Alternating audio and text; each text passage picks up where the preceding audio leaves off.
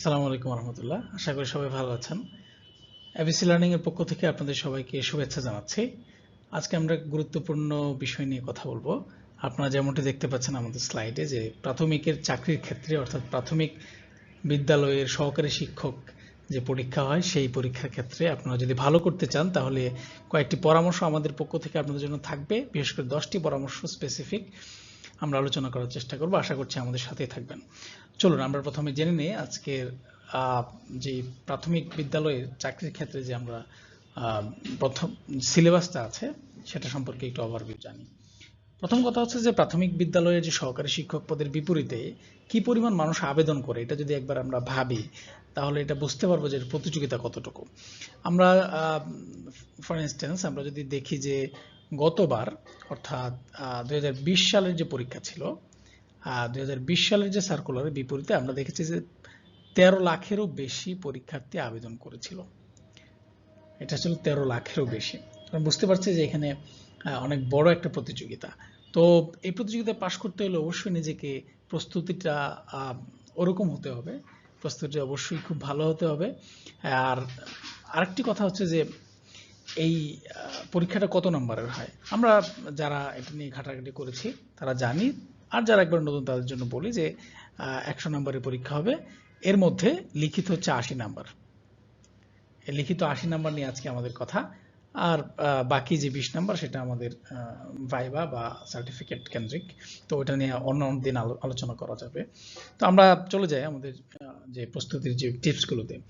কথা হচ্ছে যে আমাদের প্রথম যে কাজটা করা দরকার সেটা হচ্ছে অনেক ক্ষেত্রে দেখা যায় পরীক্ষার প্যাটার্নগুলো কিন্তু একই রকম হয়। পরীক্ষার প্যাটার্ন হয়তো প্রশ্ন একরকম না হলেও প্রশ্নের প্যাটার্নগুলো কিন্তু ভিন্ন হয় না, একই রকম হয়।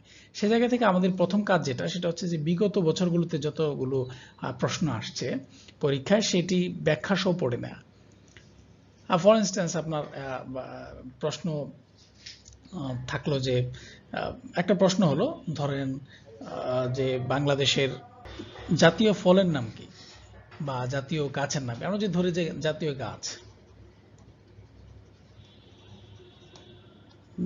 গাছের নাম, ঠিক আছে। তো এখন ক, খ, গ, ঘ, এখন আমাদেরকে যদি আমরা কয় যদি থাকে হচ্ছে আম,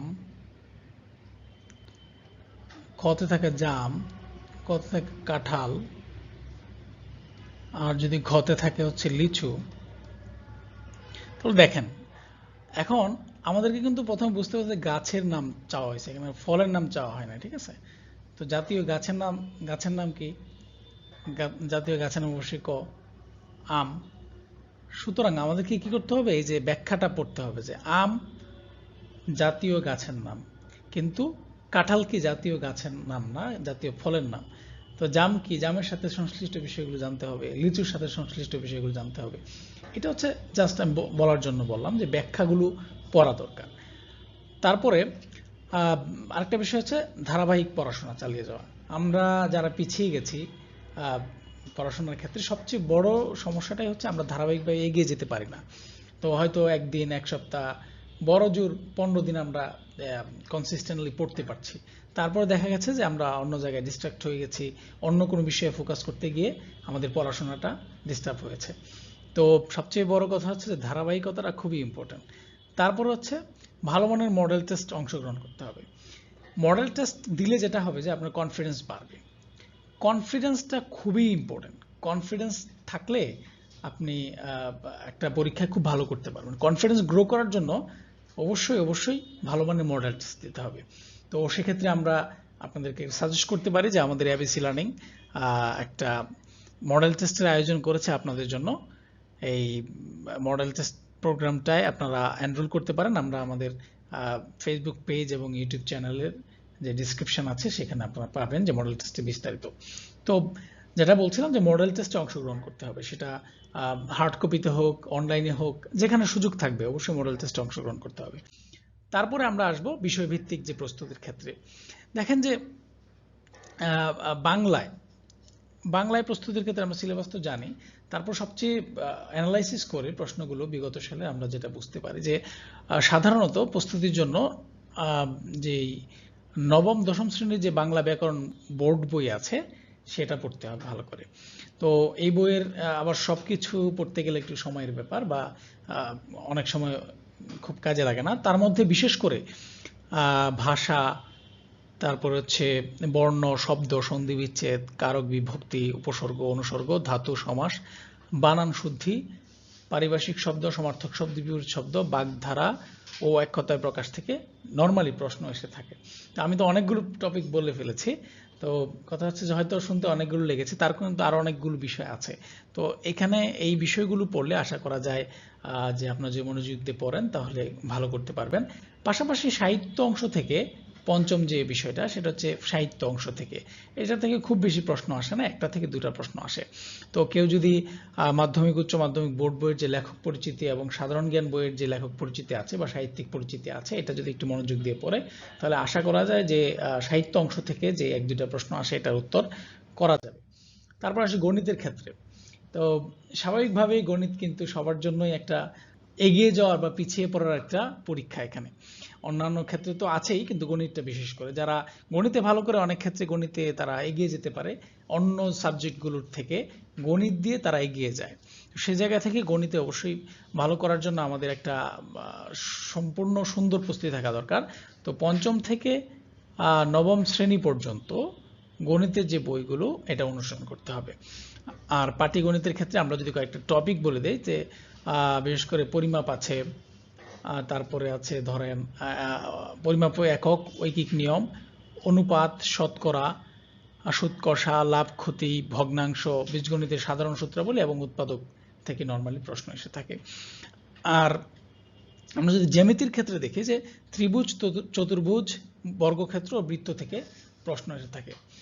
তো একটি ভালো প্রস্তুতির জন্য চাকরির, বিশেষ করে প্রাইমারির, আমাদের অবশ্যই গণিতের ক্ষেত্রে এগিয়ে যাওয়ার মতো একটা অনুশীলনী বা আমাদের প্রচেষ্টা সেটা থাকতে হবে। তারপরে যা হচ্ছে ইংরেজি। ইংরেজিটাও আসলে অনেকের জন্য একটু টাফ হয়। তো ইংরেজির ক্ষেত্রে আমরা গ্রামার অংশে বিশেষ করে রাইট ফর্ম অফ ভার্বস, এটা এখান থেকে দুইটা তিনটা প্রশ্ন এসেছে। তো টেন্স আছে, টেন্স থেকে একটা প্রশ্ন আসে নরমালি, প্রেপোজিশন থেকে দুইটা তিনটা প্রশ্ন আসে অনেক ক্ষেত্রে, পার্টস অফ স্পিচ থেকে প্রশ্ন আসে, ভয়েস ন্যারেশন, স্পেলিং, তারপর হচ্ছে সেন্টেন্স কারেকশন এবং ভোকাবুলারির মধ্যে আবার এই যে সিনোনিম, অ্যান্টোনিম এগুলো চলে আসে।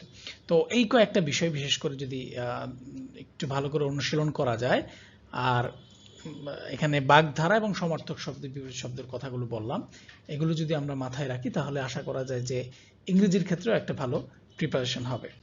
তারপর সাধারণ জ্ঞান। দেখেন, সাধারণ জ্ঞানের ক্ষেত্রে বাংলাদেশ অংশ থেকে বেশি প্রশ্ন এসে থাকে।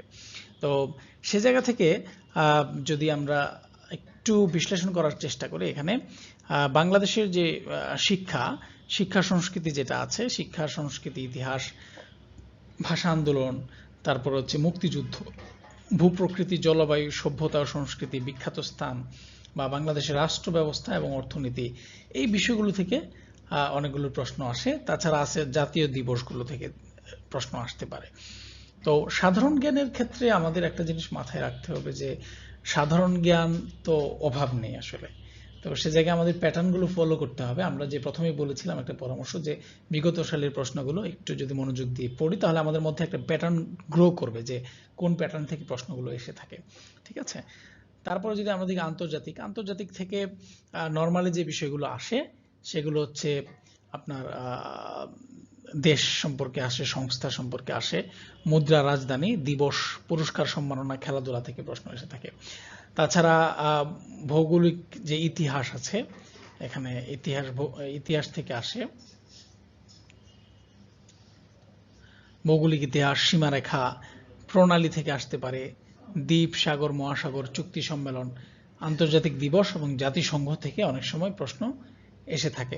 তো বিষয়টা হচ্ছে যে আমরা যে জায়গা থেকে প্রশ্ন আসুক, আমাদের ফোকাসের জায়গাটা থাকবে যে যেগুলো আমাদেরকে মানে অ্যাপারেন্টলি আসে, বারবার আসে, বিগত সালে এসেছে, এই বিষয়গুলো কে ভিত্তি করে আমাদের একটু পড়াশোনা এগিয়ে নেওয়া দরকার।